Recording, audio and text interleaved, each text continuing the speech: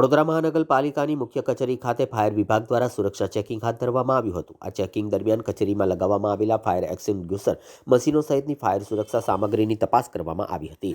પાલિકાની વિવિધ કચેરીમાં 50 કરતાં વધુ સ્થળોએ ફાયર એક્સટિંગ્યુશર લગાવવામાં આવ્યા છે।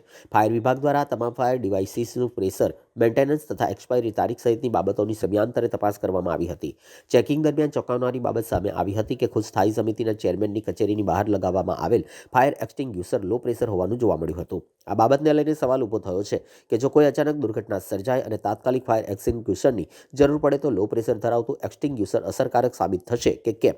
ફાયર વિભાગ દ્વારા સંબંધિત અધિકારીઓને જરૂરી સૂચનાઓ આપવામાં આવી હોવાનું જાણવા મળ્યું છે। આ ફાયર એક્સટિંગ્યુશરનું મેન્ટેનન્સ કરવા માટે ઓફિસથી ઓર્ડર આવ્યો છે, જેનું પ્રેશર ડાઉન હોય એને એક્સચેન્જ કરવા માટે, એટલે ચેક કરીએ છીએ, જેનું પ્રેશર ડાઉન હોય એને પછી ચેન્જ કરી દઈશું। કઈ જગ્યા ચેક કરવામાં આ અત્યારે તો હાલ ઓફિસનું આપ્યું છે, પછી બીજી જગ્યાનું જોઈ લઈશું આપશે। કેટલા બાટલાઓ ચેક કર્યા છે? હાલમાં બધી ઓફિસો મળીને 62 ઓફિસો છે, આમાં તેનું હાલમાં ચેકિંગ ચાલુ છે।